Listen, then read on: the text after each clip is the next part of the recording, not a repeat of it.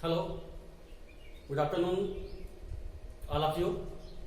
आज हम रेखागणित के क्लास 10 के रेखागणित के सेकेंड पार्ट के बारे में जानेंगे। अभी फर्स्ट पार्ट में हमने आपको बताया था कि इसकी मूल टॉपिक यानी रेखागणित के जो मूल बिंदु होते हैं उसके विषय में बताया था। जैसे बिंदु के विषय में हमने आपको बताया था, रेखा के विषय में हमने आपको बताया था, कोण के विषय में बताया था और कोण के प्रकार के विषय में बताया था।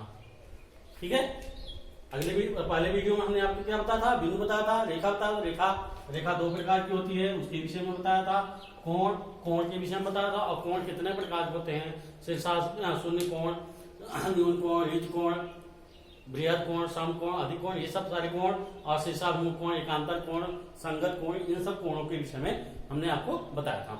अब आज चलिए आज चलते हैं नेक्स्ट टॉपिक त्रिभुज पर।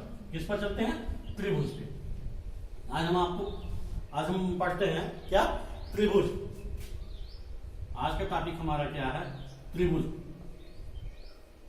तो जैसा कि आप लोग देख रहे हैं, नाम से ही स्पष्ट है, त्रिभुज क्या है? त्रिभुज। यानी अगर हम इसको अलग अलग करें, त्रि मतलब क्या होता है? तीन। क्या होता है? तीन। भुज मतलब भुजाएं। भुज मतलब भुजाएं, यानी कहने का मतलब ऐसी आकृति। त्रिभुज का मतलब क्या होता है कि ऐसी आकृति जो तीन ओर से बंद हो, यानी तीन ओर से बंद हो, वह कौन सा क्या कहलाता है? त्रिभुज कहलाता है। वह आकृति जो तीनों ओर से घिरी हुई हो या बंद हो, वह क्या कहलाता है? त्रिभुज कहलाता है। ऐसी आकृति जो तीन दिशाओं से या तीन ओर से या तीन भुजाओं के माध्यम से घिरी हुई हो, बंद हो, तो वह क्या कहलाता है? त्रिभुज कहलाता है। जैसे कि हम देख रहे हैं ABC, ये क्या हमारा है? त्रिभुज है। क्या बताया हमने? ऐसी आकृति जो तीन भुजाओं के माध्यम से एक दूसरे से घिरी हुई हो, वह क्या कहलाती है? त्रिभुज कहलाती है। ठीक है, अब आते हैं त्रिभुज के प्रकार। तो त्रिभुज के प्रकार अगर हम देखें, त्रिभुज के प्रकार के आधार पर हम देखें तो इसे कई प्रकार से बांटा गया है। कितने बांटा गया है? कई प्रकार से। पहला क्या बांटा गया है कि कोणों के आधार पर। किसके आधार पर? कोणों के आधार पर।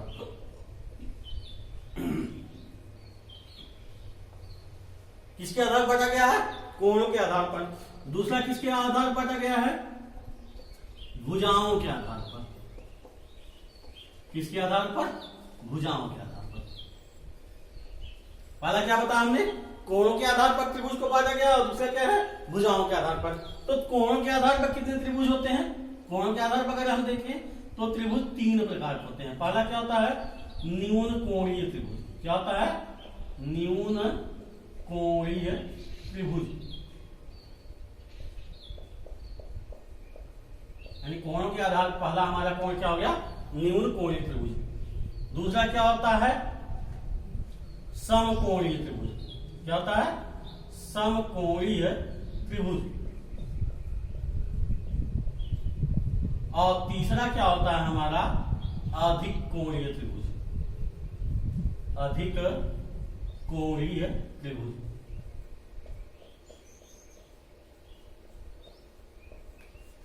क्या हमने बताया? कोणों के आधार कितने त्रिभुज होते हैं? तीन त्रिभुज होते हैं। पहला क्या होता है? न्यून कोणीय त्रिभुज। दूसरा क्या होता है? समकोणीय त्रिभुज। तीसरा क्या होता है? अधिक कोणीय त्रिभुज। ठीक है, अब भुजाओं के आधार पर भी कितने होते हैं?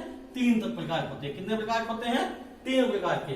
भुजाओं के आधार पर तीन प्रकार के क्या होता है कि पहला क्या होता है? समबाहु त्रिभुज। क्या होता है? समबाहु त्रिभुज।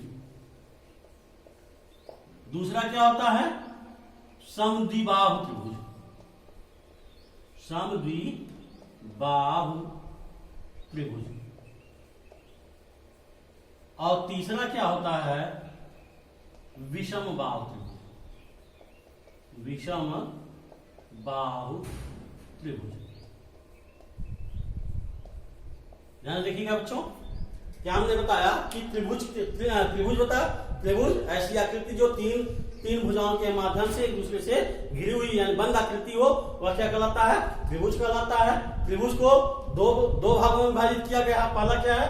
कोणों के आधार पर, दूसरा क्या है भुजाओं के आधार पर। तो कोण के आधार पर कितने त्रिभुज होते हैं, न्यून कोणीय त्रिभुज, यानी तीन त्रिभुज होते हैं। पहला क्या है न्यून कोणीय त्रिभुज, दूसरा क्या है समकोणीय त्रिभुज, तीसरा क्या है अधिक कोणीय त्रिभुज।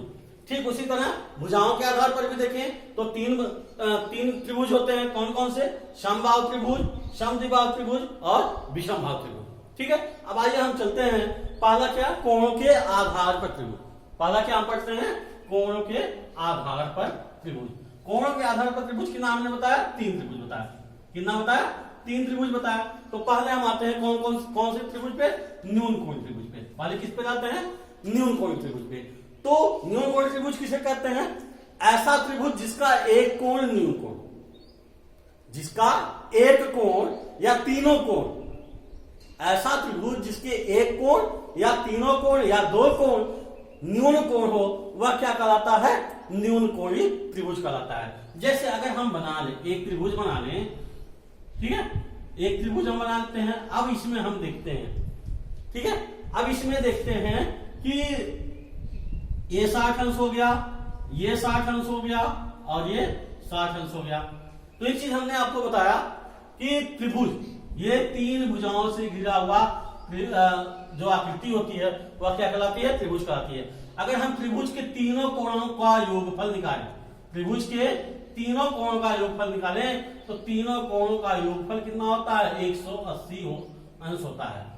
तीनों कोणों का योगफल कितना होता है, 180 अंश होता है। कितना होता है, 180 अंश होता है। यानी त्रिभुज के तीनों कोणों का योगफल 180 अंश होता है। तो यहां से हम पहले कोण से पहले त्रिभुज के देखते हैं, न्यून कोणीय त्रिभुज।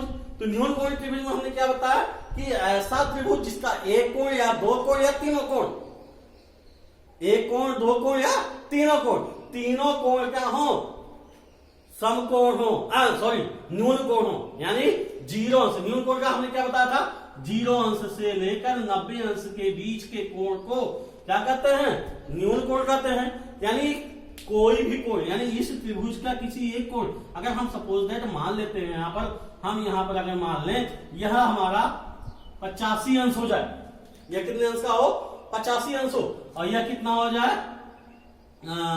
सॉरी 45 अंश हो, ठीक है, यह 85 अंश हो, यह 45 अंश हो, और यह कितना हो, 50 अंश हो, ठीक है, ये 85 अंश और ये 45 अंश और ये 50 अंश। तो हम यहां से देखेंगे कि तीनों कोण का अगर योगफल हम गिनाएं तो तीनों कोणों का योगफल कितना हो रहा है, 180 है, यानी 85 और 45, 8 4 बार 130 और 50 180। तो यहां पर देखेंगे तो तीनों कोणों का मान क्या है, न्यून कोण है, यानी 85 अंश भी न्यून कोण है और 45 अंश भी न्यून कोण है और 50 अंश भी न्यून कोण है। न्यून कोण मतलब क्या हमने बताया, 0 अंश से लेकर के 90 अंश के बीच के कोण को क्या कहते हैं, न्यून कोण कहते हैं। तो इस आधार पे हम देखें त्रिभुज का चाहे तीनों कोण, चाहे दो कोण, चाहे एक कोण, ठीक है, लेकिन अगर एक कोण है तो वहां पर समकोण त्रिभुज की भी संभावना अधिक हो सकती है, अधिक कोण की भी त्रिभुज की संभावना हो सकती है। तो यहां पर हम अगर देखें तो त्रिभुज के तीनों कोण कितने अंश के हो, समकोण न्यून कोण हो, त्रिभुज के तीनों कोण कौन होते हो, न्यून कोण हो, तो वह कौन सा त्रिभुज कहलाएगा, न्यून कोणीय त्रिभुज कहलाएगा। फिर से आके समझते हैं, न्यून कोणीय त्रिभुज ऐसा त्रिभुज जिसके तीनों कोण न्यून कोण हो, न्यून कोणीय त्रिभुज कहलाता है। ठीक है, न्यून कोण से क्या मतलब हमारा, वह कोण जो 0 अंश से अधिक परंतु 90 अंश से कम कोण हो, वह क्या कहलाता है, न्यून कोण कहलाता है। तो न्यून कोणीय त्रिभुज ऐसा त्रिभुज जिसके तीनों कोण न्यून कोण हो, वह कौन सा कहलाएगा, न्यून कोणीय त्रिभुज कहलाएगा। ठीक है, अब दूसरे पे बात आती है, समकोण त्रिभुज। समकोण त्रिभुज क्या होता है, वह त्रिभुज जिसका एक कोण, वह त्रिभुज जिसका एक कोण 90 अंश का हो। कितने अंश का हो, 90 अंश का हो।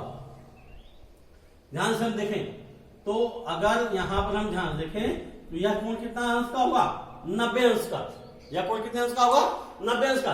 यानी ऐसा त्रिभुज जिसका एक कोण 90 अंश का हो, वह कौन सा त्रिभुज कहलाता है, समकोणीय त्रिभुज कहलाता है। समकोणीय त्रिभुज क्या है कि ऐसा त्रिभुज जिसका एक कोण 90 अंश का हो, वह समकोणीय त्रिभुज कहलाता है। अगर यहां पर हम देखें, ध्यान से देखिएगा, यहां पर देखें तो कोण ABC, यानी ए बी सी हमारे कितने अंश का है? 90 अंश का है। तो यह कौन सा त्रिभुज हो जाएगा? समकोणीय त्रिभुज हो जाएगा। ठीक है ना? कौन सा त्रिभुज हो जाएगा?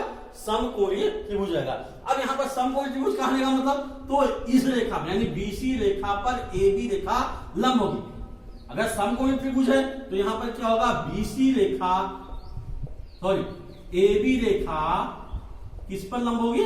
बीसी रेखा पर लंब होगी, यानी ए बी लंब बीसी, यानी यह ए बी रेखा बीसी रेखा पर लंबवत गिरेगी तभी ये 90 अंश का कोण बनाएगा, अन्यथा नहीं बनाएगा। तो कहने का मतलब ऐसा त्रिभुज जिसका एक कोण समकोण हो वह कौन सा त्रिभुज कहलाता है? समकोणीय त्रिभुज कहलाता है। अब तीसरी बात आती है अधिक कोणीय। कौन सा त्रिभुज? अधिक कोणीय त्रिभुज। तो अधिक कोणीय त्रिभुज क्या होता है? ऐसा त्रिभुज जिसका एक कोण 90 अंश से अधिक, ऐसा त्रिभुज जिसका एक कोण 90 अंश से अधिक हो। तो हम यहां से देखेंगे कि ये त्रिभुज ए बी सी, अगर हम यह देखें तो यह कोण 120 अंश का, कितने अंश का? 120 अंश का। कौन सा कोण? कोण A B C equal to 120 अंश। कितने अंश का? 120 अंश का।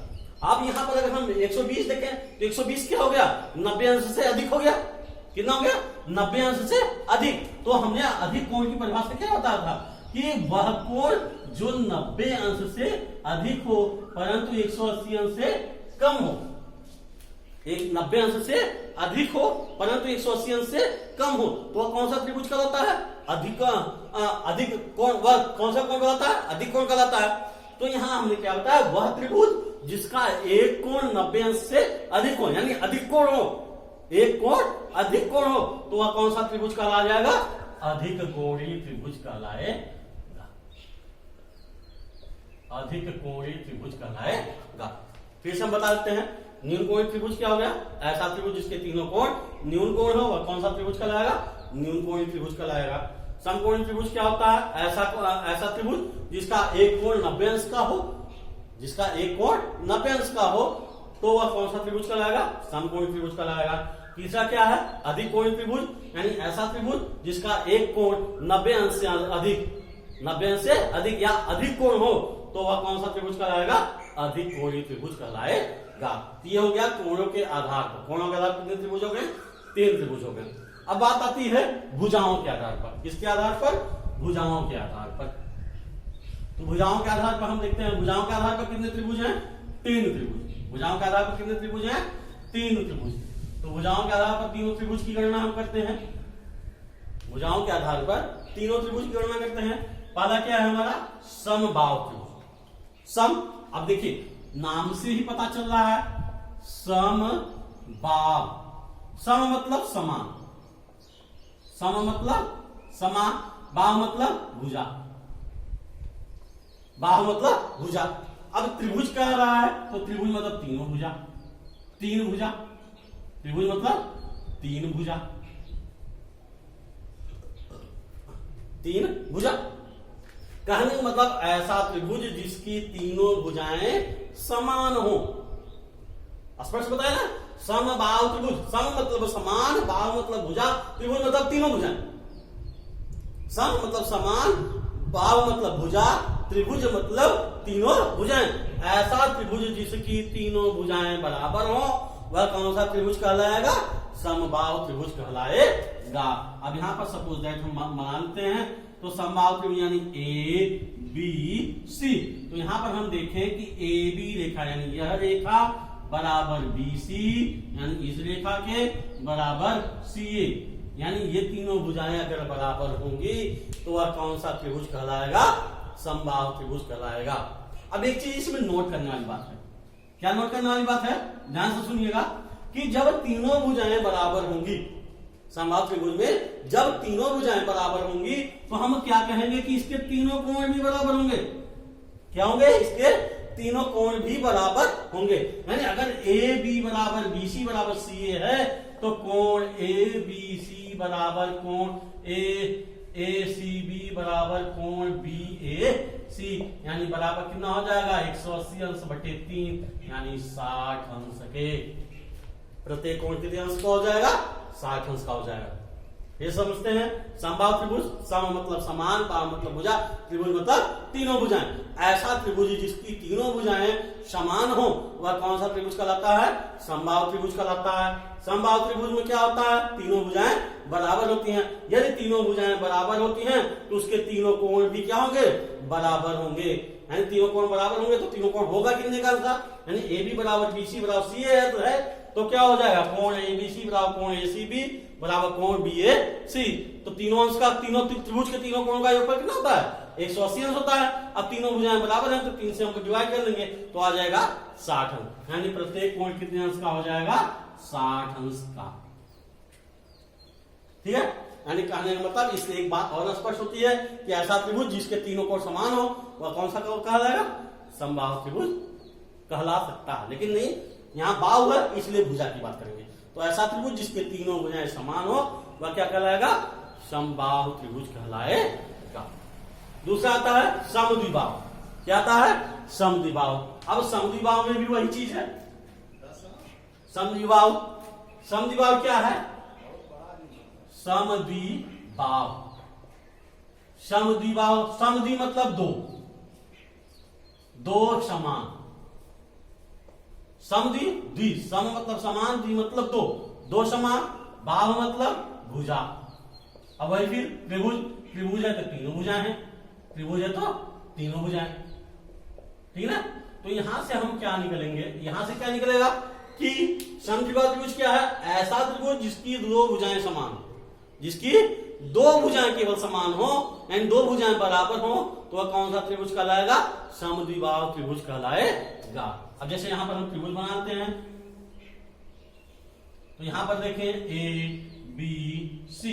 अगर हम देखें यह भुजा इसके भुजा बराबर है यानी बी सी बराबर ए सी।